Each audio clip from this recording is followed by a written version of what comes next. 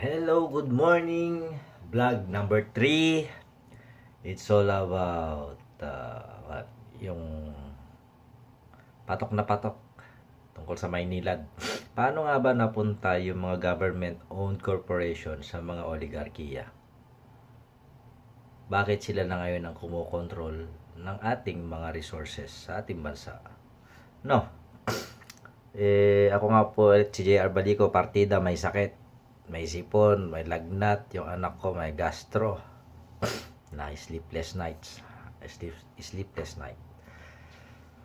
So yun, bakit nga ba tayo inaabuso ng mga negosyante at mga korap na politiko na ginagamit ang mga provisions ng batas para maging legal ang kanilang corruption? Bakit? Tandaan na may karapatan ng estado na kunin ang mga government dating government owned corporations na yan. So kasi may nabasa ako write up na di umano ay gustong ipasa ni presidente ang pamamahala ulit ng Maynilad sa mga bilyar, lalong-lalo na doon sa dating senador Manny Villar,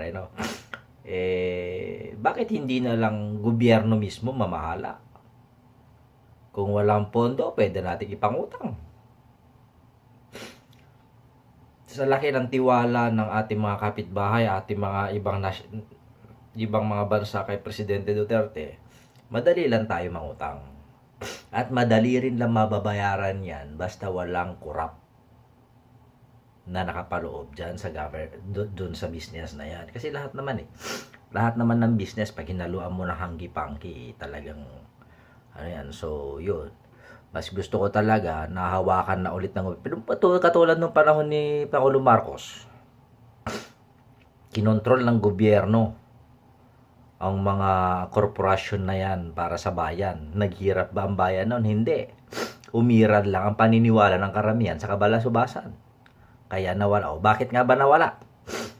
Bakit nga ba pinagbebenta ang mga korporasyon na yan na pag-aari ng gobyerno? Logic. Lahat ng bentahan may komisyon. Kung sino yung nagbenta, may komisyon. Sipin nyo yan. Sino nga ba nagbenta ng mga government-owned corporations na yan? Sa malamang o hindi, pero mas malamang may kumita talaga dyan kung sino yung nagbenta. Dahil doon sa komisyon. Baka hindi nga lang komisyon baka yung napagbentahan, binulsa pa. Diba? Sino naghihirap? Taong bayan. Ngayon, para mapagaan at makatulong tayo sa masa, kontrolin natin yung mga, kasi resources naturales natin yan tubig. Sa atin ang tubig, lugi ang gobyerno. Nako, kagagawan yan ng mga taong baboy at saka sakim sa pera, sa totoo lang. Tulad ng kuryente, bakit hindi natin kunin ang kontrol ng kuryente? Bakit may mga players, mga businessman na kumokontrol sa atin? Ibig sabihin, mga businessman na to, sila na kumokontrol sa atin sa buong bansa. And I think, kung ipapasa yan ng presidente, hindi na ako magtataka at iisipin ko na kontrolado na ang presidente ng mga bilyar. Malamang. So, mukhang tumitibay yung teorya ko na mukhang the president is a hostage of what we so-called debt of gratitude sa mga pumondo sa kanya. Hostage nga ba, sir? Ewan ko pero sana nagkamali ako. Tao lang din na nagkakamali kung sakali. Pero malakas ang arrive, sabi nga ni Robin. Lakas ng arrive. Lakas ng dating Bakit mo ipapasa sa isang negosyante kung kaya man i-take over ng gobyerno?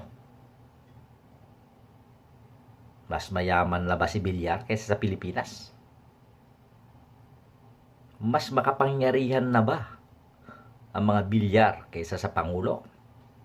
Kaysa yung presidente? Kung sakali nabasa ko lang kasi yung sa write-up. Meron dyan dito sa timeline ko. So, yun. Mas maganda kasi control ng gobyerno. Pa din. Ilan na bang korporasyon na nawala sa atin? Yung mga media, kontrolado ng gobyerno. Dati. Kuryente, kontrolado ng gobyerno. Petroleum, kontrolado ng gobyerno.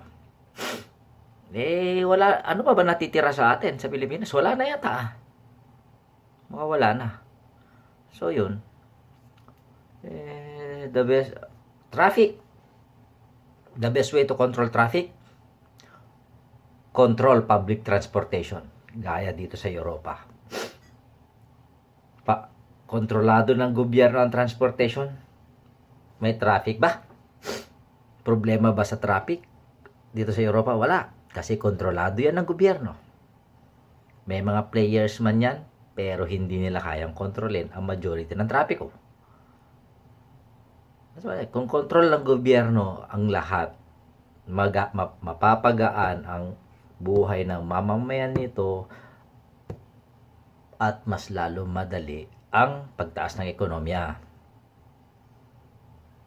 Basta, una-una, tanggalin ang mga kurap. Bakit pa kasi hindi pa pagpapatayin? Dati-dati, mga NPA naman galit na galit sa mga kurap Ewan ko lang, pero bakit wala silang sinaktan na Aquino no? Wala ako nabalita ang mga NPA pumatay ng mga Aquino. Sa totoo lang. Dati-dati, yung mga kurap sa bayan, pinagpapapatay nila ngayon. Pinagtatanggol na nila. Bakit kasi di pa gamitin ng gobyerno yung bagong dating na na dalawang Cobra helicopter mula Jordan at pagpupugin yung mga yung mga NPA isalot naman sa lipunan yung mga yan sa totoo lang. Nilalagay nila ang batas sa kanilang mga kamay, hindi naman sila batas.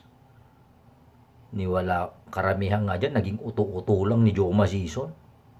Na yung mga tauhan ni Joe Masison dito sa Europa, sila yung nangungurap dito sa ating mga kababayan.